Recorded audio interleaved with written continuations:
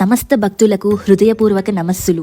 ఈరోజు మనం ఒక పవిత్రమైన పుణ్యమైన రోజును గురించి మాట్లాడబోతున్నాం. అదే శ్రీరామనవమి. ప్రతి సంవత్సరం చైత్రమాసంలో శుక్లపక్ష నవమి నాడు శ్రీరామనవమి పండుగను ఘనంగా జరుపుకుంటారు. ఈ రోజు మరే ఇతర రోజు కాదు గాని భగవంతుడు శ్రీరాముడు భూమిపై అవతరించిన పవిత్రమైన రోజు. శ్రీరాముడు ఎవరు? రాముడు కేవలం ఒక రాజు కాదు, ఒక యోధుడు కాదు, ఆయన ధర్మస్వరూపుడు.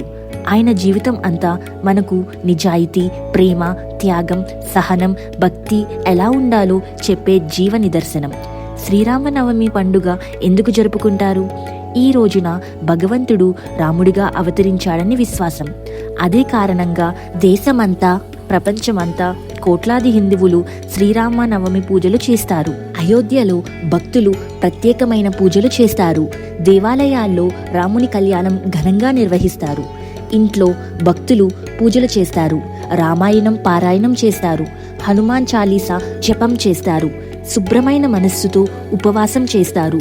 ఈ రోజు ఎంత పవిత్రమైనదంటే ఈ రోజున రాముని పేరు ఒక్కసారి జపించిన పుణ్యం కలుగుతుందని భక్తులు నమ్ముతారు. శ్రీరాముని అవతార లక్ష్యం ఏమిటి? ధర్మాన్ని రక్షించడం, అధర్మాన్ని నాశనం చేయడం. ఇదే శ్రీరాముని అవతార లక్ష్యం. రావణుని వంటి అహంకారపరుడిని సంహరించడం ద్వారా రాముడు ధర్మం ఏ విధంగా విజయం సాధిస్తుందో చూపించాడు. ఇప్పుడు మనం అయోధ్య రాజ్యం మరియు రాముని జననం మొదలు పెడదాం. చాలా సంవత్సరాల క్రితం ఉత్తర భారతదేశంలో ఉన్న అయోధ్య అనే నగరం. అక్కడ ధర్మం, సంపద, సాంప్రదాయాలతో పరిపూర్ణంగా ఉండేది. ఆ నగరాన్ని పాలిస్తున్నవాడు ఎవరో తెలుసా? దశరథ మహారాజు. దశరథుడు శూరవీరుడు.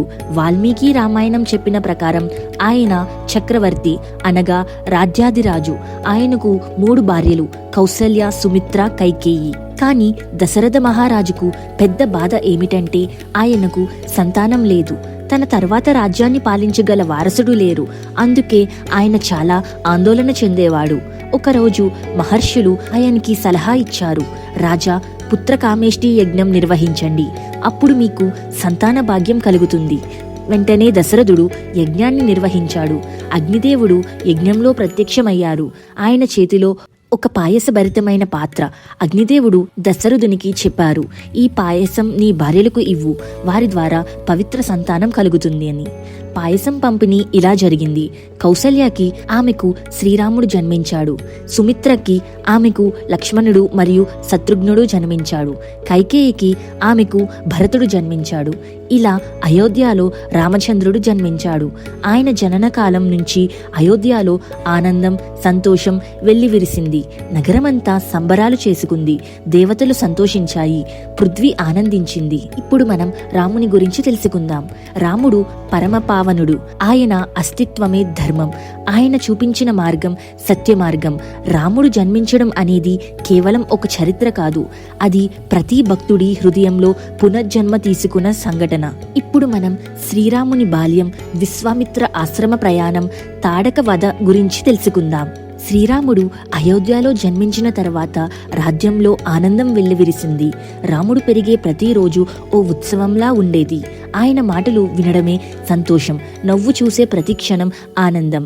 రాముడు చిన్నతనంలోనే బహుగుణశాలి అయ్యాడు. ఆయనకి ధర్మం అంటే ఎంతో అభిమానం. ఆయన ఏం చేసినా అది పెద్దలకు గౌరవం చూపిస్తూ చిన్నవారికి ఆదర్శంగా ఉండేది. ఆయనతో పాటు లక్ష్మణుడు ఎప్పుడూ ఉండేవాడు. ఇద్దరూ విడవలేరు. భరతుడు శత్రుఘ్నుడితో కలిసి 4 అన్నదమ్ములు ప్రేమగా పెరిగారు. దశరథుడు వీరికి మంచి గురువులచే విద్య బోధన ఏర్పాటు చేశారు.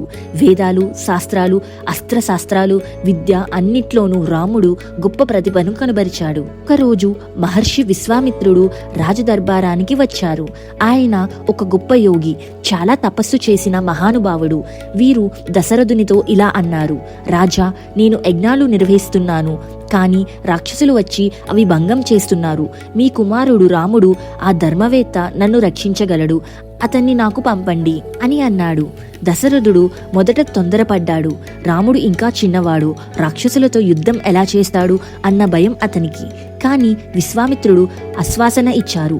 రాముడు మామూలు బాలుడు కాదు, అతనిలో భగవంతుడు ఉన్నాడు, అతని ధర్మాన్ని కాపాడుతాడు అని చెప్పారు. అప్పుడు ఆయనతో పాటు లక్ష్మణుని కూడా పంపారు. విశ్వామిత్రుడికి ఆశ్రమానికి వెళ్లిన రాముడు, లక్ష్మణుడు అక్కడ తపస్సు చేస్తున్న ఋషులను కాపాడే పని మొదలుపెట్టారు. అక్కడ మొదటి సవాల్ తాడక అనే రాక్షసి. తాడక భయంకరంగా ఉండేది. గొప్ప శక్తులు కలిగిన రాక్షసి. ఋషులు తపస్సు భంగం చేసే ఆమెను ఎవ్వరూ ఎదుర్కోలేరు. కానీ శ్రీరాముడు గురువు ఆజ్ఞ మేరకు ధైర్యంగా ఎదిరించాడు. ఆయన తన బాణంతో తాడకను సంహరించాడు. ఇది రాముని ధర్మయుద్ధానికి మొదటి అడుగు. ఈ ఘట్టం మనకు ఏమి చెబుతుంది? ధర్మం కోసం, గురువు ఆజ్ఞ కోసం, న్యాయం కోసం ఎంతటి శక్తివంతమైన శత్రువైనా ఎదుర్కోవాలన్న దృఢత రామునిలో ఉంది. ఇప్పుడు మనం తర్వాయి భాగం సీతా స్వయంవరం, శ్రీరాముల కళ్యాణం తెలుసుకుందాం. తాడక వధ అనంతరం శ్రీరాముడు విశ్వామిత్ర మహర్షితో కలిసి యాత్ర కొనసాగించాడు. ఈ సమయంలో వారు మిథిలా నగరం వైపు ప్రయాణించారు. అక్కడ సీతా స్వయంవరం జరుగుతుంది. మిథిలా పట్టణాన్ని పాలిస్తున్న రాజు జనకుడు. ఆయన దానవీరుడు, ధర్మశీలి. ఆయన్ను ప్రజలు ఎంతో గౌరవించేవారు. ఆయనకు ఒక పుణ్యమైన కుమార్తె ఉంది. ఆమె పేరు సీతాదేవి. భూదేవి స్వరూపమైన ఆమెను ఒకరోజు తనను భూమిని ఉయ్యాలలో దున్నేటప్పుడు పొందినట్టు జనకుడు చెబుతాడు. ఆమె పేరును సీతగా పెట్టాడు. సీతాదేవి ఎంతో గుణవంతురాలు, రూపవతి, విదూషి. ఆమెకు వరుడు ఎంపిక చేయాలన్న ఉద్దేశంతో స్వయంవరను ప్రకటించారు. జనక మహారాజు చెప్పారు, ఇక్కడ ఉన్న పవిత్రమైన శివధనస్సును ఎత్తగలిగిన వాడే నా కుమార్తెను వివాహం చేసుకోవచ్చు. ఈ ధనస్సు సాధారణమైనది కాదు. అది పరమశక్తివంతమైన శివుని బాణాస్థలం. బహుళ రాజులు, మహావీరులు వచ్చారు. కానీ ఎవ్వరూ ఆ ధనస్సును కదిలించలేరు. విశ్వామిత్రునితో కలిసి వచ్చిన రాముడు ముందుకు వచ్చాడు. అతడు శివధనస్సును గౌరవంతో నమస్కరించాడు. ఆపై ఎంతో లేలేతంగా కానీ శక్తితో ఆ ధనస్సు ఎత్తి కాసేపట్లో వంచగా అది 2 ముక్కలుగా విరిగిపోయింది. అక్కడ ఉన్న వాళ్ళందరూ ఆశ్చర్యంతో చూశారు. జనక మహారాజు ఆనందంతో ప్రకటించారు, ఇంతటి గొప్పవాడికి నా కుమార్తెను ఇచ్చే భాగ్యం నాకు కలిగింది. అనంతరం అయోధ్య నుండి దశరథ మహారాజు కుటుంబంతో వచ్చారు. అక్కడే సీతారాముల కళ్యాణాన్ని అత్యంత వైభవంగా జరిపారు. పాటలు, నృత్యాలు, వేదమంత్రాలు ఒక దేవతల కళ్యాణంగా అద్భుతంగా జరిగింది. ఈ ఘట్టం మనకు ఏమి చెప్తుంది? శ్రీరాముడు శక్తి కలిగిన వాడు మాత్రమే కాదు, సంయమనం కలిగిన వాడు కూడా. సీతాదేవి వంటి గుణవతి అతనికి వరంగా కలిగినది. ఎందుకంటే రాముడు గుణవంతుడు. ఈ ఘట్టం మనకు ప్రేమతో, శ్రద్ధ, గౌరవం, ధర్మం ఎంత ముఖ్యమో చూపిస్తుంది. ఇప్పుడు మనం అరణ్యవాసం, అహల్య విమోచనం, శబరి భక్తి తెలుసుకుందాం. సీతారాముల కళ్యాణం అనంతరం రాముడు, సీత, లక్ష్మణుడు అయోధ్యకు తిరిగి రాగానే ఒక అపవిత్ర మలుపు చోటు చేసుకుంది. రాముడి పట్టాభిషేకం జరగబోతున్న సమయంలో కైకేయీదేవి, భరతుడు తల్లి, తన భర్త దశరథుని దగ్గరకు వచ్చి చెప్పింది, మీరు నాకు ఇచ్చిన 2 వరాలు గుర్తున్నాయా? వాటిలో ఒకటి భరతుని రాజుగా నియమించాలి. రెండవది రాముడు 15 సంవత్సరాలు అరణ్యంలో జీవించాలి. దశరథ మహారాజు తల్లడిల్లిపోయాడు. కానీ రాముడు ఎంతో నిశ్చలంగా తండ్రి మాట పాటించాడు. ఆయన ధర్మాన్ని ఎంచుకున్నాడు, రాజ్యం కాదు. ఆయనతో పాటు సీతాదేవి, లక్ష్మణుడు కూడా అరణ్యవాసానికి వెళ్లారు. అరణ్య యాత్రలో శ్రీరాముడు ఒక ప్రత్యేకమైన స్థలానికి చేరాడు. అదే గౌతమ మహర్షి ఆశ్రమం. అక్కడ ఒక శిల ఉండేది. అది మానవ రూపంలో కాకుండా శాపగ్రస్త రూపంలో బంధింపబడిన అహల్యాదేవి. గౌతమ మహర్షి శాపం వల్ల ఆమె రాయిగా మారింది. కానీ మహర్షి ఇలా చెప్పారు, రాముడు భూమిపై అడుగుపెట్టినప్పుడు అతని స్పర్శతో నీవు శాప విముక్తి పొందుతావు. శ్రీరాముడు ఆ రాయిని తాకినప్పుడు అహల్య తన నిజస్వరూపంలోకి వచ్చింది. ఆమె రామునికి నమస్కరించి కృతజ్ఞతలు తెలిపింది. ఈ ఘట్టం మనకు ఏమి చెబుతుంది? ధర్మం ఉన్న చోట దైవం అలా ప్రత్యక్షమవుతాడు. శాపితురాలు అయినా సరే రాముని తాకుడు ఆమె ముక్తి పొందేలా చేసింది. అంతటితో కాదు, మరో గొప్ప ఘట్టం శబరి దర్శనం. శబరి అనే ఒక గిరిజన వృద్ధురాలు తన గురువు మాటల ప్రకారం శ్రీరాముని దర్శనాన్ని జీవిత లక్ష్యంగా చేసుకుంది. ఆమె రాముడు ఎప్పుడొస్తాడో అని ప్రతిరోజు ఎదురు చూసేది. అడవిలో పండ్లు జాగ్రత్తగా సేకరించి వాటిని రుచి చూసి మధురమైనవి మాత్రమే రాముని కోసం ఉంచేది. చివరికి శ్రీరాముడు అక్కడికి వచ్చాడు. శబరి ఎంతో భక్తితో ఆయన్ని ఆహ్వానించింది. రాముడు ఆ పండ్లను ఎంతో సంతోషంగా భుజించాడు. ఈ ఘట్టం మనకి చెప్పే సందేశం, భక్తికి కులం లేదు, వయస్సు లేదు, విద్య లేదు. భక్తి శ్రద్ధగా ఉంటే స్వయంగా భగవంతుడు వస్తాడు. ఇప్పుడు మనం సీతమ్మ అపహరణ, హనుమంతుడు భక్తి, కిష్కిందా కథ కోసం తెలుసుకుందాం. శ్రీరాముడు సీత లక్ష్మణులతో అరణ్యంలో సుందరమైన పంచవటి వనంలోకి నివసించేవారు. ఆ ప్రదేశం ప్రకృతి సౌందర్యంతో నిండి ఉండేది. కానీ అక్కడే ఒక పెద్ద విషాద ఘట్టం చోటు చేసుకుంది. ఒకరోజు లంకాధిపతి రావణుడి చెల్లి శూర్పణఖ అక్కడికి వచ్చింది. ఆమె రామునిపై మోహపడింది. అయితే రాముడు తనకు సీతాదేవి ఉన్నదని చెప్పాడు. ఆమె కోపంతో సీతను హింసించబోయింది. వెంటనే లక్ష్మణుడు ఆమె ముక్కు చెవులు కోసేశాడు. శూర్పణఖ ఈ అవమానాన్ని భరించలేకపోయింది.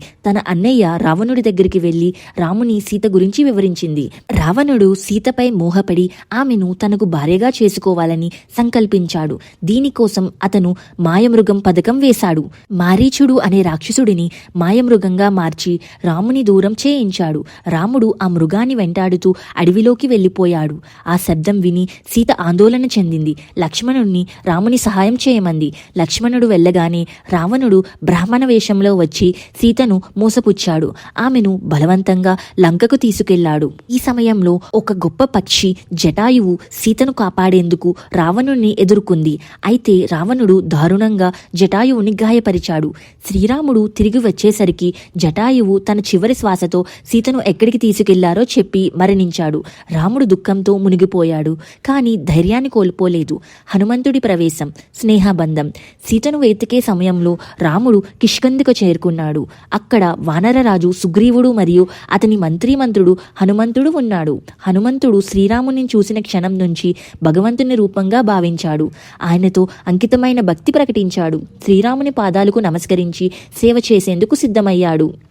రాముడు సుగ్రీవుడికి సహాయం చేశాడు. అతన్ని అన్న వాలి దురాచారాన్ని ఎదురించి సుగ్రీవుణ్ణి తిరిగి రాజుగా నియమించాడు. ఆ తరువాత సుగ్రీవుడు తన వానరసేనతో శ్రీరాముని కోసం సీతను వెతికే పనిని మొదలుపెట్టాడు. ఈ ఘట్టం మనకు చెప్పే విషయం ధైర్యం, సహనం, విశ్వాసం కలిగి ఉంటే ఎంతటి వింత పరిస్థితినైనా అధిగమించవచ్చు. హనుమంతుడు భక్తి ఒక ఆదర్శం. మనం ఎంత ప్రేమగా భగవంతుణ్ణి సేవ చేస్తే అంతగానే ఆయన ఆశీర్వదిస్తాడు. ఇప్పుడు మనం హనుమంతుడి లంకా ప్రయాణం, సీతమ్మ దర్శనం, లంకా దహనం తెలుసుకుందాం. రాముడు సుగ్రీవుని సేన సీతమ్మ గారి కోసం దిశనా వెతుకుతుంది. వానర సేన అంతా ప్రాణపణంగా పనిచేస్తుంది. ఇంతలో లంక గురించి స్పష్టమైన సమాచారం లభించింది. సీతమ్మ గారిని రావణుడు లంకలో బంధించాడని తెలుస్తుంది. ఈ సమయంలో హనుమంతుడు ముందుకు వచ్చాడు. తనను లంకకు వెళ్లి సీతమ్మను కొనుగొని రాముని సందేశం అందిస్తానని చెప్పారు. హనుమంతుడు మహాశక్తితో మహాసముద్రాన్ని దాటాడు. ఆకాశంలో పర్వతాలు, దెయ్యాలు, మాయలన్నీ ఎదురైన భక్తి శక్తితో ముందుకు సాగాడు. లంకలో ప్రవేశించడానికి లంకాదేవి అనే రాక్షస శక్తిని ఎదుర్కొన్నాడు. ఆమెను జయించి నగరంలో ప్రవేశించాడు. అతన్ని ఎవ్వరూ గుర్తించలేరు. హనుమంతుడు చిన్నగా మారి రాత్రిపూట లంకా నగరాన్ని తెరిచాడు. అశోకవనంలో సీతా దర్శనం. చివరికి అతను అశోకవనంలో ఉన్న సీతమ్మను చూశాడు. ఆమె బాధలో మునిగిపోయి శ్రీరాముని జ్ఞాపకంతో గడుపుతున్నది. హనుమంతుడు శ్రీరాముని ఉంగరం ఆమెకు ఇచ్చి, అమ్మ, శ్రీరాముడు త్వరలో మిమ్మల్ని రక్షించేందుకు వస్తాడు అని ధైర్యం ఇచ్చాడు. సీతమ్మ ఆశలతో కలకలలాడింది. రాముని భక్తుడు వచ్చి ఆమెకి ధైర్యం చెప్పిన తొలి క్షణం అది. హనుమంతుడి ధైర్యం, లంకా దహనం.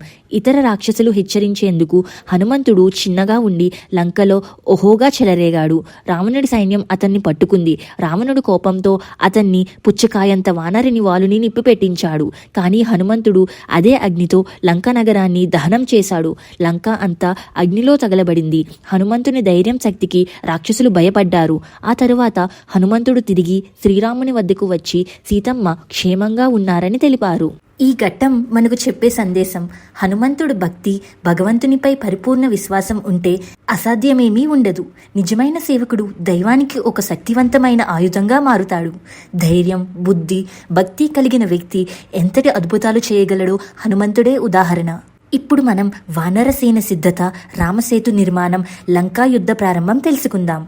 హనుమంతుడు సీతమ్మ గారి క్షేమ సమాచారాన్ని తీసుకుని రాముని వద్దకు వచ్చిన తర్వాత వానరసేన మొత్తం ఉత్తేజంతో నిండిపోయింది. అందరూ శ్రీరాముని నేతృత్వంలో లంకపై దండయాత్ర చేయాలని సిద్ధమయ్యారు. వానరసేన సిద్ధత. సుగ్రీవుడు వేలాది వానర సైనికులను సమీకరించాడు.